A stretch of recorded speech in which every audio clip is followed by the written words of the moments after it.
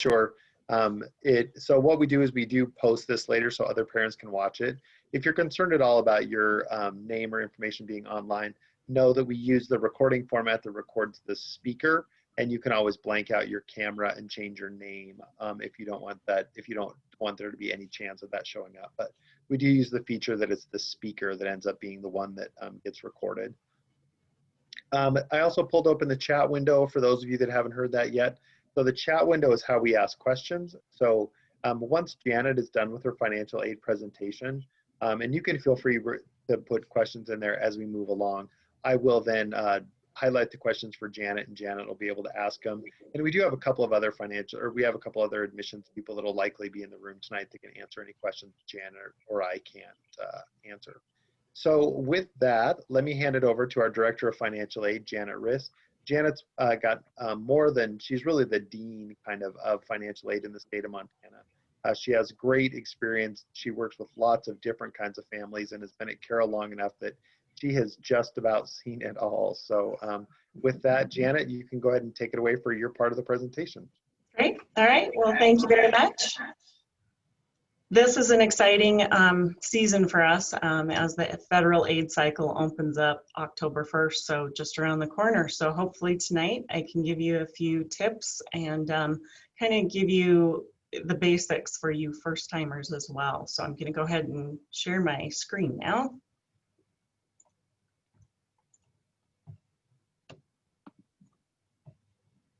Okay, so welcome to this evening's Carroll's free application for federal student aid overview. 'Tis a season. Janet, and I'm sorry, we got it. I think we're not getting your screen. We're getting your blank. We're getting a blank. We're getting just the JRIS. We're not getting your camera anymore, and we're not getting your screen.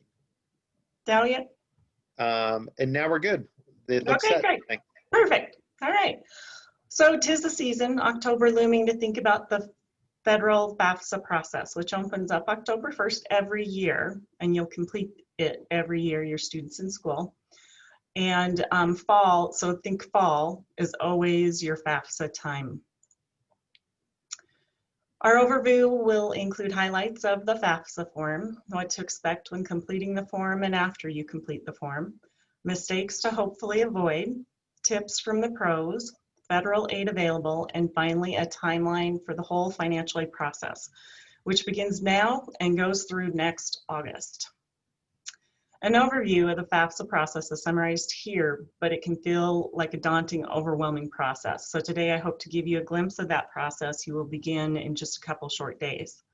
The FAFSA is required for all federal aid, which includes gift aid, which is free money, like grants, along with work study and student and parent loans. Be sure you are on the FAFSA.gov site. It's a free site, and you want to just make sure you're not on any of the other sites that make you pay for it, because it is free to apply for federal aid.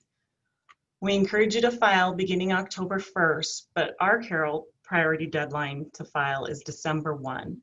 Many schools have first come, first served aid, so it's always best to complete it as soon as you can after October 1st. Carroll has a renewal FAFSA deadline for sophomore, junior, senior year of February 1st to continue receiving Carroll's need-based grants and awards. Before you file your first FAFSA, I would encourage you and at least a parent, so the student and the parent, to obtain their federal student aid ID online. That is the fsaid.ed.gov.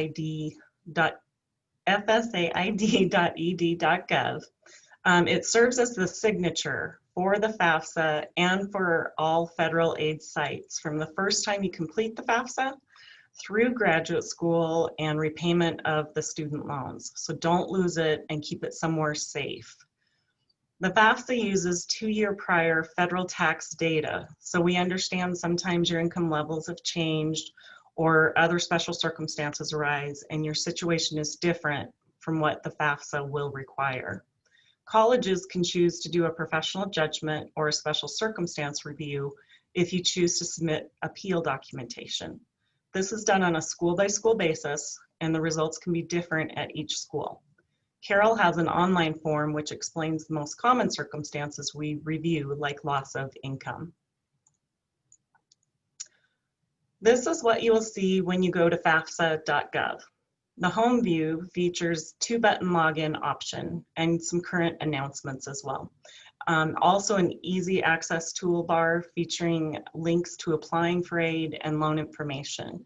So if this is your first time college student, there's lots of information about the types of federal aid that's available out here.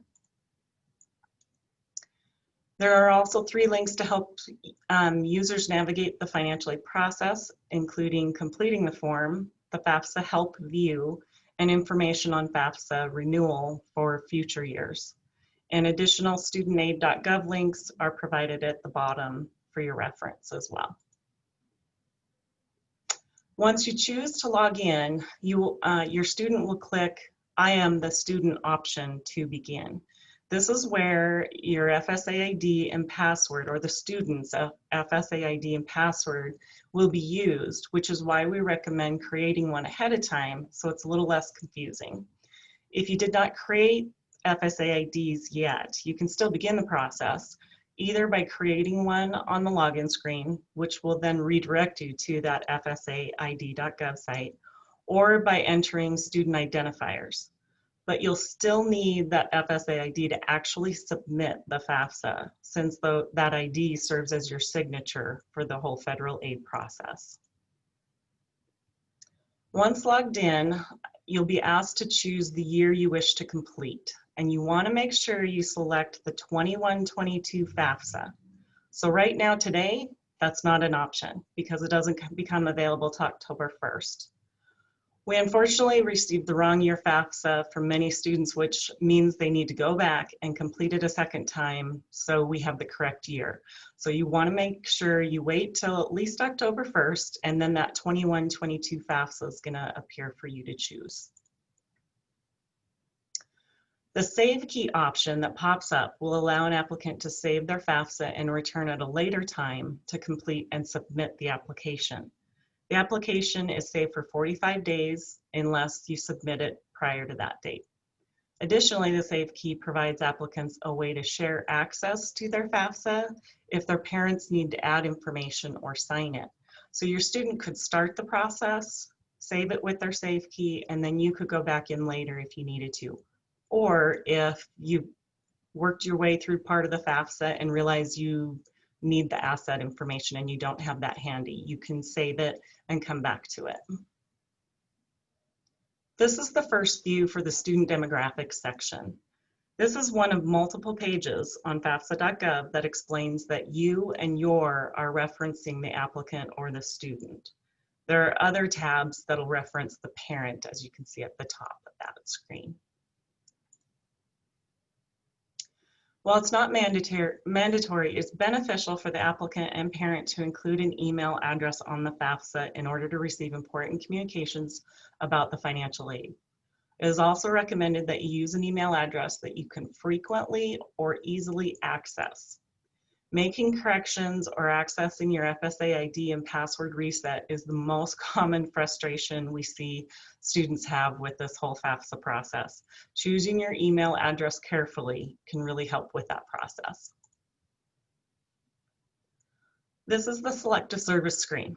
The response to this question is used to determine if the applicant needs to register with selective service system. Most male citizens and male immigrants between the ages of 18 and 25 must register with selective service to receive federal student aid. Several rejected FAFSAs each year occur because a student is not quite 18 when they complete the FAFSA, so they don't register for selective service through the FAFSA or directly through selective service website. But if they will be 18 during the upcoming aid year, they need to be registered to receive that federal aid. On the college search screen, you can search and select up to 10 colleges you want your FAFSA results to go to. You have to select at least one. If you need more than 10 schools listed, then you must submit the FAFSA, wait for it to process, and then go back in and make a correction to the FAFSA by adding the other schools. But that also means you need to delete some of the schools you originally listed And be sure to know that if you make any other corrections, the schools you took off will not get those new results. The student dependency questions begin with, are you married? Do you have children you support yourself? And will you be 24 years of age during the upcoming school year? There are also other questions, such as these presented, that you may make your student independent from parents. If they can't answer yes to any of the dependency questions, then they are dependent and must use parental income on the FAFSA. If you have extenuating circumstances like court-ordered situations, please discuss those special circumstances with our office and we can help in completing the process. This is the first view in the parent demographic section. It'll determine if your current marital status of the parent is married or single, divorced, separated. This determines the tax data to use. For instance, if your biological parents are divorced and the student lives primarily with their mom and new husband, then the parent would indicate her current marital status, the mom's current marital status, as married, and only list her income and her new husband's income. You will not include your biological dad's income since the FAFSA is looking for the income from the household in which you reside. Parents are required to complete the household size worksheet in an effort to get more accurate information about the number in the household and the number of those in the household who will also be going to college next year. Some information will be pre-filled based on responses you previously gave on the form. The system tallies the totals as the parent completes the worksheet to ensure there are no mathematical errors. This is the first view in the parent financial section. You will see an option at the bottom, which is a link to the IRS. This is the easiest and quickest way for both a parent and a student to download their 2019 tax data directly into the FAFSA. Also, by doing the IRS data retrieval tool, you'll be less likely to be selected for the verification process from the Department of Education, where colleges have to request your actual tax documents and verify that what you listed on the FAFSA is accurate, and it can be a time-consuming process. So if you're able to do the IRS data retrieval tool, we would encourage that. The most important thing to remember about the IRS process is that you need to have an exact match to the address you used on your 2019 federal taxes. So you may wish to pull up your taxes to be sure you're using the right abbreviation, for instance, for street or using the extended zip code. All those abbreviations can make a difference. So it helps if you have them in front of you so you can take a look at those. Some people cannot use the data retrieval tool due to a recent divorce or separation since 2019 taxes were filed, but many people are successful in downloading this data.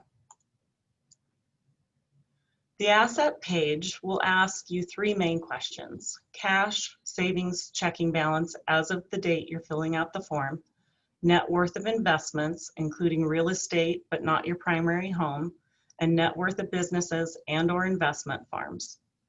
Be sure not to include a family business or family farm, though, with 100 or fewer full-time equivalent employees. Those are excluded.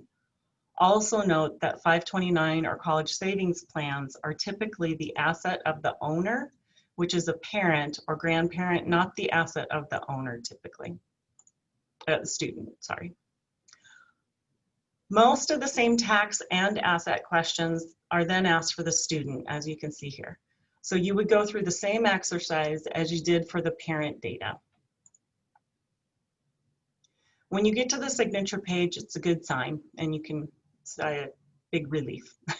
This is where you need both a student FSA ID and one parent FSA ID to sign the form. The FAFSA allows the user to select which parent will be signing the application if you listed two parents. Be sure to select the parent that has an FSA ID if you listed two parents.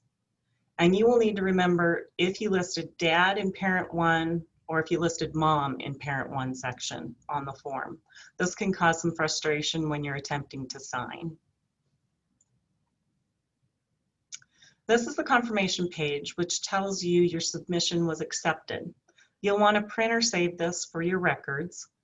Parents of applicants are offered the option here to transfer the parents' data into another applicant's new FAFSA form by clicking the blue box saying, does your brother or sister need to complete a FAFSA? So that's a great way to kind of speed up the process for multiple FAFSAs the family may need to file. But remember, if the applicant leaves this confirmation view before they click this link, they will not be able to return and transfer data to the application of a sibling. What's next? Department of Education will send you a confirmation email with a link to your student aid report or SAR. Review it for accuracy, and if you need to make corrections, you can do so. If not, you wait patiently for the next steps, like receiving your aid offers from the schools. The types of aid you may be eligible for include grants, which are free money, student loans, which require repayment after graduation, work study, which requires a student to work approximately 10 hours a week while enrolled to receive a paycheck monthly, and lastly, parent loans, which can enter repayment while the student is in school or be postponed while the student is enrolled. Grants are generally available for high-need students. Work is available for most need-based students, and regardless of the financial need, you will receive notice of Stafford loan eligibility, which may be partial subsidized or may be all unsubsidized. Parents may borrow loans up to the full cost of attendance minus other aid, which helps to fill the gap of what you may need to pay the bill with if you don't have college savings plan. Much more information regarding aid options will be available to you when you receive our aid offer. A one-on-one meeting with a counselor is a great way to understand the aid you're eligible for, and the packet that we send to you will have all that information enclosed. At Carroll, merit scholarships are the base of our aid offer, even before we package federal aid. Freshman merit awards are 4-year awards and can range from $16,000 to $23,000 a year. One unique thing about Carroll's merit program is that a student only needs to maintain good academic standing in the college to keep their merit level, which is a 2.0 GPA. Many merit programs at other colleges require a higher GPA to be maintained for the higher merit level scholarships. We do this purposely as we understand sometimes life just gets in the way. Sometimes maybe a student picks the wrong major or they get sick during a term and they need to regroup and get their grades back on track. That's okay at Carroll. Our priority is to see our students succeed and graduate and move on to bigger opportunities after college. We realize that potentially losing $23,000 a year can be devastating for families, so this is why we have our generous policy. At Carroll, we'll also accept higher test scores normally through the April test dates and/or final high school transcripts if it helps the student move up to a higher level merit scholarship. This year, for fall of 21 new students, we will accept higher test scores through the first day of class fall term. So we've extended that knowing the test availability this year.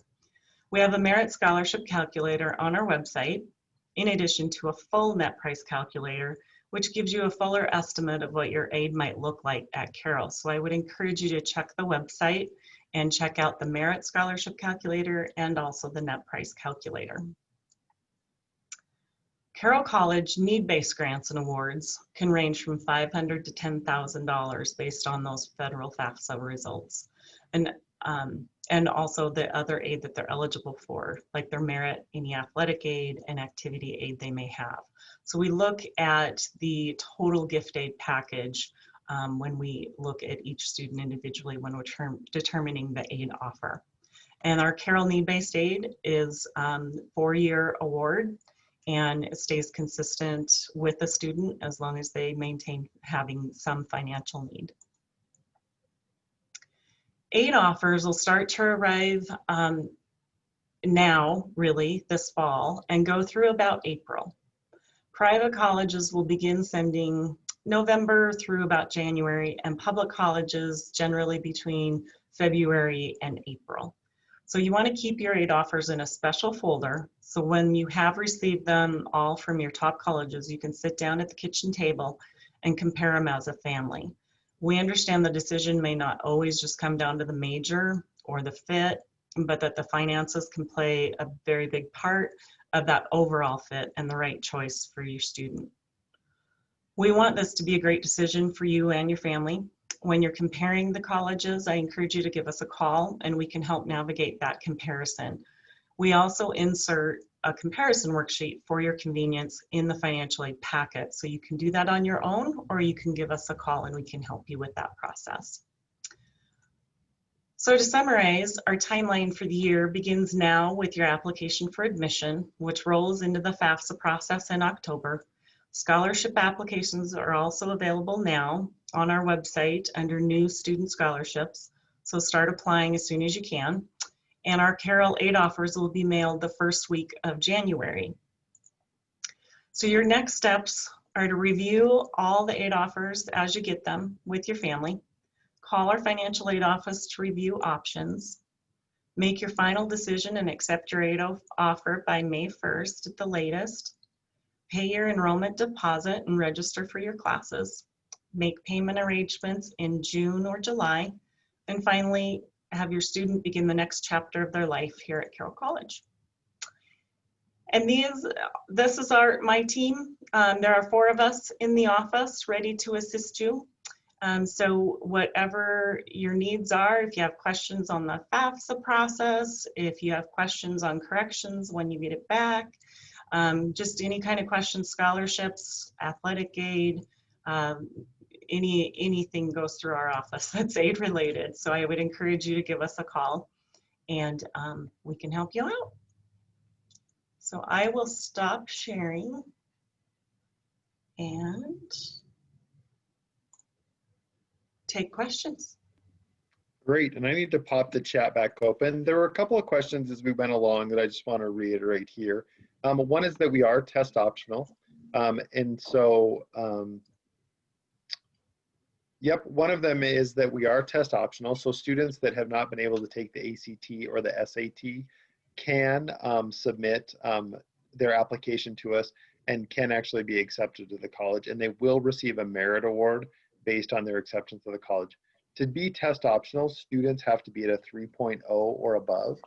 But I would encourage any students that are near that, or you have some additional questions about test optional, to reach out to admission@carroll.edu or your admission counselor to find out what that path might look like, particularly in this COVID year when some students may not have been able to take the SAT or ACT. We're test optional for this year. The changes in our test optional program are that we are test optional for athletes and prospective nurses as well. Athletes is a permanent change, prospective nurses is a 1-year COVID change at this point, but right now any student can apply to any program test optional at Carroll College. And then while we're waiting for somebody else to answer any other or to ask any other questions they have specifically about financial aid, let me just go over those application deadlines again that we were asked about at the beginning. So November 1 is what's called the early action deadline. What the early action deadline does, really the benefit for your student of getting in by May 1, the entire benefit for that really is that they can go ahead and if they get their application in by May 1, if they get their application in by the early action deadline of November the 1st, they're going to receive whether or not they're admitted to Carroll College by December 1. Then the other thing that puts you in position to do is if you fill out your FAFSA as well within that time period, you're also going to be able to be first in line and get your initial aid offer first. So what this really helps you do is this really helps put you in a position to make the best decision that you can make. So if you apply and get your FAFSA in by November 1, we guarantee you that you're going to by December 1 get your admissions deadline. And then somewhere in that first 10-ish days of January is when you're going to receive your financial aid, your full financial aid offer. Your admission decision will include what your merit scholarship is or your student's merit scholarship is. And then when you fill out your FAFSA, that helps us find things like awards that may be for the state of residence that you're in or the high school that your student attends. Even if you don't think you're going to qualify for federal aid, it is critical to fill out the FAFSA because you're going to get the best financial aid package if you fill out that FAFSA in the month of October. So November 1, that's why you would want to get that application in by November 1. The other important November 1 deadline is direct entry nursing. So if your student is applying to be a nurse, we have a program that allows you to get their information in, and they can get their information in. And I'm sorry, I should never look down at the chat when I'm trying to speak because it immediately distracts me. So November 1, we have a program called Direct Entry Nursing. That program allows a student to get into our nursing program, highly academically qualified students, and not have to reapply to the nursing program if they've met the requirements at the end of their sophomore year. Pre-nursing students will get in, will have to apply at the end of their freshman year. I'm sorry. Direct entry nursing students do not have to fill out a separate application down the road to get into the nursing program. Our other general deadlines is after November 1, you can apply at any time. We get you your decision out as quickly as we can, but we do have a February 18th, February 28th deadline for a regular decision deadline. So in terms of getting that quick decision, February 28th is the next important deadline to get your application in. But you can get your application in really at any time. We'll take it and we'll read it. The November 1 date just put you in the best position. Your application does have to be complete for early action. The entire application has to be complete. So we don't have to have test scores, but we do have to have their transcript. And if the transcripts have to come from a third party, you can call and let us know to be on the lookout for those, and we can allow some flexibility in that. If you report and just say that this is where you're expecting either my transcript or letters of recommendation, those are the things sometimes that are a little bit further on. So unable to take the SAT last spring due to COVID. It was offered again in May. Should I take it so that these results will be considered when awarding the merit scholarship? We always do what's in the best financial interest of the student. So what I would tell you to do is I would tell you to go ahead and sign up, take the test. If the test means that you would move up in merit scholarship categories, we can include that test. If you talk to your admissions counselor and that test is a test that does not help you move up and you would be better off financially as a test optional student, your admissions counselor can help you set that up. Now, we don't allow students to go back and forth, but we do allow you to switch and make sure that at the time you take that test, we put you into the category that makes the most sense for you. So there's no risk in taking the test is really what I want to tell you there. And this is a question really for you, Janet. So if a student's 18th birthday isn't until late November, do we have to wait to apply for FAFSA on after that? No, apply October 1st. That's the And then first how would they date. handle the selective service with that, which I think is the trigger? Yep, so you would just indicate, yes, register me for selective service on the FAFSA, even though 18 isn't there yet, and it'll catch up with it eventually. Or you can register for selective service on your own on the website later, but then your FAFSA may reject and we'll need confirmation of that. So the easiest way to do it is to register through the FAFSA, and then you don't have to have the worry of doing anything else. And then Darren asked a question here. The FAFSA for 2021 is available October 1st. Yep, so right now you could go out to the FAFSA website today, but you don't have the right button yet. So the right button, the 2021, 2022 will happen after October 1st. And this is a question coming back to you, Janet, as well. So besides merit aid, will you find other money for the student and let them know by January, or is it the student's responsibility to find all additional aid? And there's actually probably two ways you come at that, right? So that's kind of a both and question. So you can. Right, so it's a little of both. So our Carroll need-based gift aid is determined by our office based on the federal FAFSA results. So the base of your aid offer is going to be your merit scholarship, and then we're going to take a look at what the FAFSA results tell us regarding your financial need level and offer federal grants if you're eligible, or if it's more high need, middle need, you may also be getting Carroll College need-based grants that are from us, but they're need-based gift aid to you in addition to the merit scholarship. And then, you know, if you're going to receive athletic aid, that might be in the package. If your students have applied for some of our other scholarships through Carroll that are on our scholarships new student page, those may be included. So like there's a service leadership scholarship, there's a math and science scholarships, there's some different ones out there. And the way you get to that website, I saw there's a question on how to get to the merit page. If you go to the main site, we're under the header of admission and aid, and then you go to scholarships, and then it'll be listed new student scholarships there. I also believe that it is also the duty of the student to do some work on their own. So outside source scholarships are, right now is a great time for them to start looking at that process. There are many, many, many outside source scholarships out there. I know it becomes kind of like a part-time job for some students, but they do really well once they get in the role of applying for those. We have a toolkit to help students figure out how to apply for those outside source scholarships on our website, and it's under the scholarships general menu heading. And we've also just uploaded a video that kind of walks the students through the scholarship toolkit.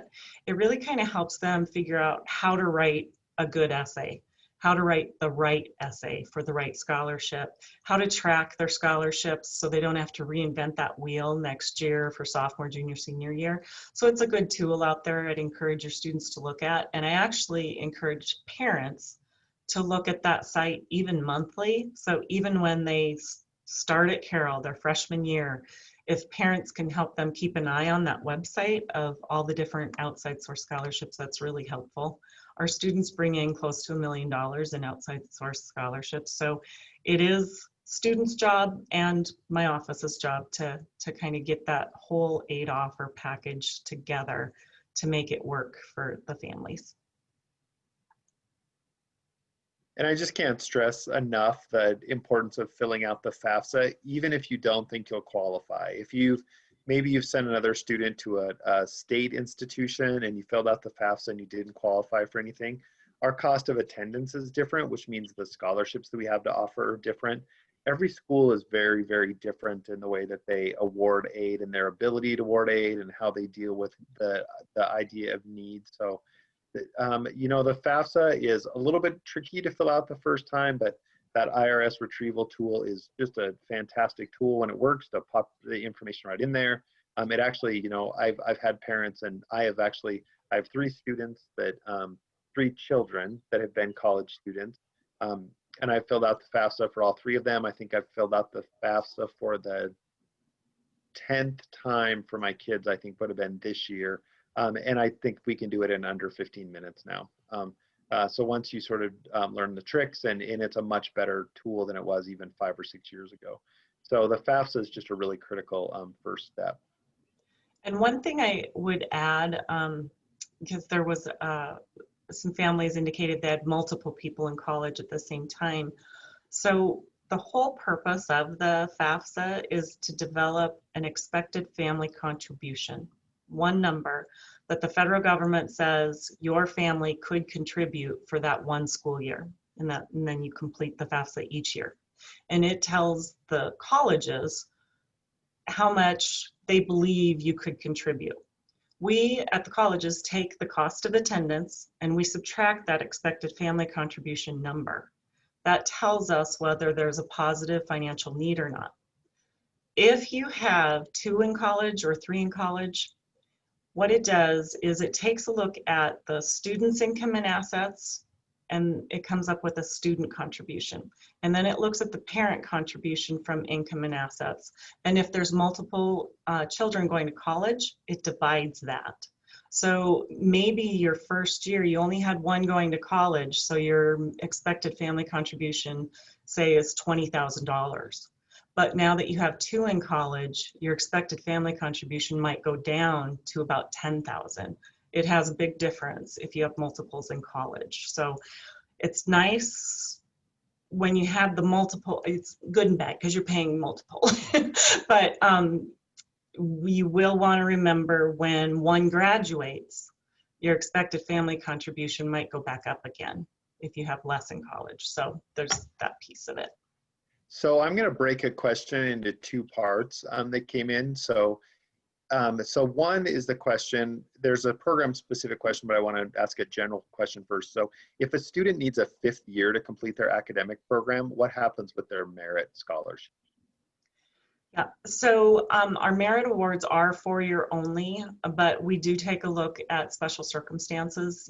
So if there was an illness, something happened, that they had to drop below half time, and that's why they're going to be a 5th year, we can take a look at that. So there's an appeal process for that 5th year. All of our programs are scheduled to be able to be done in 4 years, but obviously we realize life happens. So there's that appeal process to explain to us why they might need a 5th year. And I will tell you that there are students that stop by and see Janet or a member of her staff every semester to make sure that they're on track. And that's something that they do. There's a program specific part of this that I'm going to answer, in that, like, for instance, if they need a 5th year to be eligible for the CPA. So let me just tell you a little bit about how accounting gets handled at Carroll College. So at Carroll College, we have the 4-year accounting degree, but then we do understand that you need that 5th year to be able to sit for the CPA exam. The way that we handle that is we have the 4-year accounting degree. You graduate at the end of the 4 years, that would be with your merit scholarship. And then you can actually move into our Masters of Accountancy program, which is a 1-year program, which gets you a master's degree, and that gives you the time that you need to sit for the CPA exam. The cost of that program is less than the undergraduate tuition. So, and that, that is something to be looking at down the road. But actually, what you're doing is you're moving into the master's program in your fifth year. That master's program is also completely online, or I'm sorry, it's mostly online. There are a few. It's a hybrid program, so there's some in-class component, but it's primarily online. So what we see most of our students doing that are headed towards the CPA route is they actually graduate after 4 years with that 4-year merit scholarship.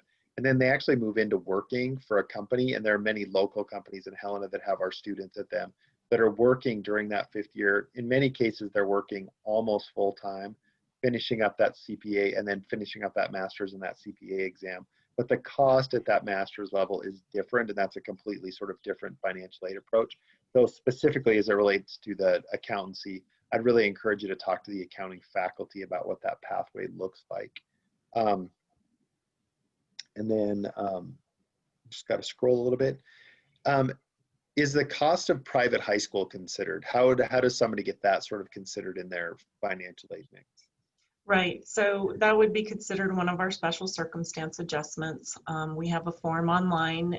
Loss of income is one of them, as I mentioned earlier, but paying private education costs is something we can also look at. And what we do is adjust your adjusted gross income based on the out-of-pocket cost for the upcoming school year. So you'd need your invoices for the 21-22 year.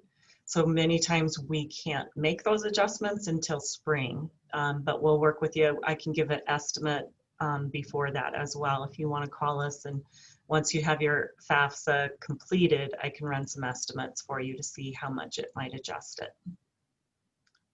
And then Heidi has a question here about the new Masters of Social Work program. So for those of you that may not have heard this, Carroll College is in candidacy right now to launch a Masters of Social Work program in the fall of 2021. And yes, that would work very similar. So a student would graduate in 4 years with a sociology degree, or there's several different undergraduate degrees that would be good transitions into social work. But yeah, social work will have a different cost structure than the undergraduate program. and then you would graduate with your 4-year degree. If you wanted to transfer into the Masters of Social Work, it will be a hybrid program again, so you might be able to work significantly in the workplace and then also complete that schooling. For students and others that are interested in the Masters of Social Work program, I actually had 2 meetings on my calendar today, specifically with the individuals that are helping us launch that program. I think that we'll have the website including costs for 21, 22. I think those will be available sometime around the 15th of November, which is also when we're hoping to launch our applications for the Masters of Social Work program for anybody that's curious about that. So I think I'm caught up with questions. Any other questions coming from any of the parents out there in the audience today? And do want to just note that Ty Eisbach, our counselor from the Seattle-Portland region, is on, and he's helping us answer some questions in the chat as well. I did have a question, which I think you just answered, but you could just build on special circumstances. So loss of income due to COVID. Can you talk a little bit about that? Sure. So can be, every story is a little different probably, but loss of income could be a layoff or loss of a couple months. Usually it would be a significant, like, 20% or more loss for the calendar year or the tax year. But sometimes it comes down to maybe taking a look at a 3-year average. So we have some families that are ranching and farming or construction or real estate. Those businesses can really fluctuate. And so we can also look at a 3-year average versus the 2019 taxes. So you're submitting the FAFSA form with 2019 federal taxes. If 2020 looked different, or if 21 is going to look different, we can take a look at doing some estimates based on that. Whether it's unemployment or just a loss of income, maybe one spouse lost a job but the other still working, things like that, or maybe one spouse is going to be retiring and so the income level is going to be different. So every situation is a little different. I'd encourage you just to give me a call. I do those directly in our office myself. Just give me a call, talk through the situation, and I can steer you in the right direction for completing the necessary documentation.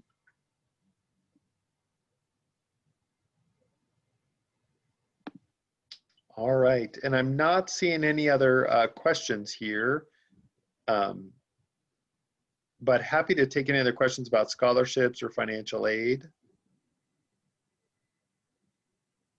or general questions about what's happening on campus currently. So I'm here from admissions. Janet meets with students every day, and Ty is on as well. So any general questions about what's currently happening on campus or how things are going? Yeah, so we will. So I got a question about, can we get a copy of the presentation? On the web page, we have a link that is to the Tuesday talks, that is to the Parent Tuesday talks. We'll replace the link that was the Zoom link into this live session with the recording. So we have last week's recording up, but we'll be posting this recording as well so that you can go back and refer to anything that was said. And I actually don't know the answer to this question, Janet. Do you only need one parent to register for the if it's the FSA ID? Yeah, technically one parent signs it. So you may only need one parent, just as long as that one parent is the one that signs it every year, you're good. However, if you plan to borrow a federal Parent Plus loan, whoever plans to borrow that parent loan would need an FSA ID also. So, and we have some families, even like divorced families, where maybe mom and student are completing the FAFSA form, but maybe the Parent Plus loan, mom's going to take out half of what they need, and then dad might take out the other half of what they need. Dad would also need an FSA ID because it serves as the signature for all federal processes. And I do want to throw out, so Kristen, we are looking forward to seeing you on campus on October 23rd as well. I do want to point out that when we have visitors on campus, so all of our one-on-one visits, so if you haven't had a chance to visit campus yet, all of our one-on-one visits, when you do those, we actually have time set aside for you to to take a tour, meet with an admissions counselor, and meet with somebody in financial aid. So you meet with your admissions counselor, and then you meet separately with a financial aid counselor so that you can get those questions answered when you visit. So if you haven't had a chance to visit, I'd really encourage you to do that. October 23rd is a visit program, and at visit programs, Janet and her team also goes over financial aid, and then we can schedule, if you're coming from out of town or if you have some more time, we can actually schedule sometimes a one-on-one session around those programs as well. You'll want to let us know right away if you want to do that, because the October 23rd program is actually looking very popular. So right now we're actually going to break it up into 2 separate rooms so that we can maintain the appropriate sort of COVID-19 social distancing. And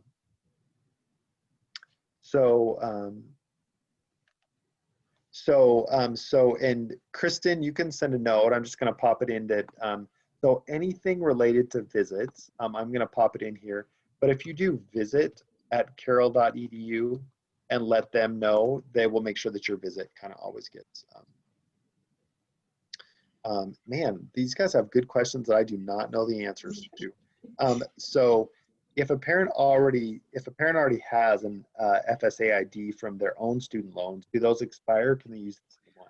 So I don't believe they expire. And technically, if you are still repaying your student loans, you still have an active FSA ID, because it is your way to access all of your federal processes, even through repayment of your student loans. So I don't believe they expire though. Don't believe so. Never heard of that, but they could. If you can't use it, then you'll need to go back online and create a new one, but I don't believe they expire. The one thing that I would just, ask all of you parents to put on your list for, something to just keep in mind as you get further into the process is when you get that first financial aid award letter, particularly if it's the first financial aid award letter you've seen. So a lot of folks, as they were coming into the Zoom room, said that this was their first student.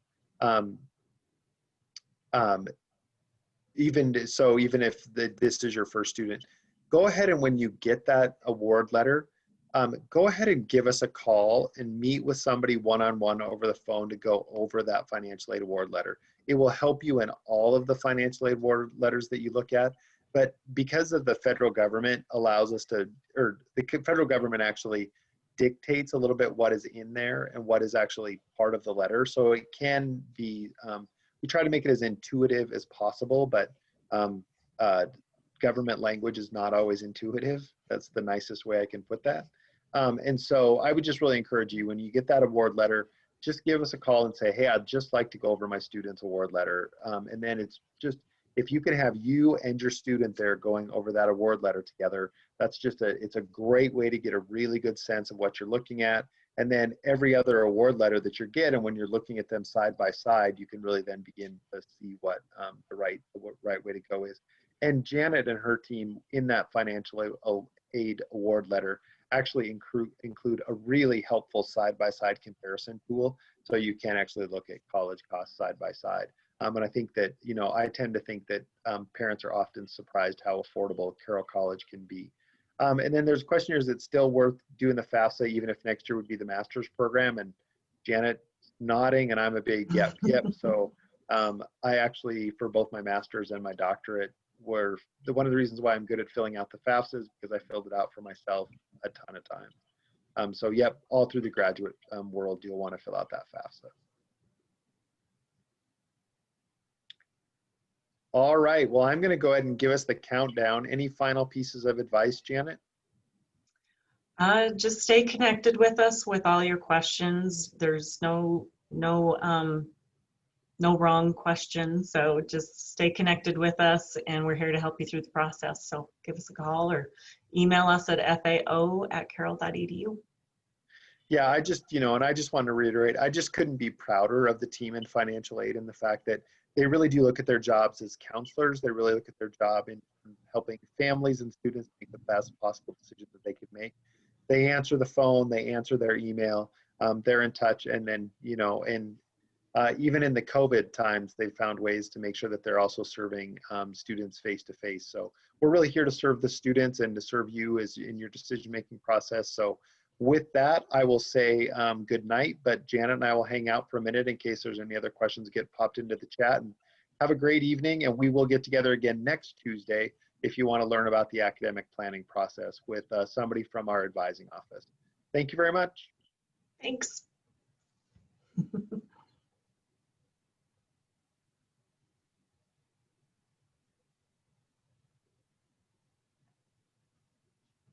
Hey, Ty, shout out to Portland. Hello there. How are things out in your neck of the woods? Good. We're getting a little heat wave. It was 85 the next couple days. So St. Charles Hall has been, it was gorgeous today. It was 70 degrees, it was sunny, it was beautiful, but I kept having to go outside because my office was so cold today.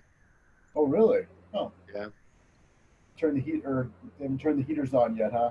I guess it's too early for that. Yeah. Yeah, it was nice today here, but it was cold in my office. Yeah, you guys are getting 80s too, aren't you? Or didn't somebody? Not quite. We're in the mid 70s. Oh, okay. Gotcha.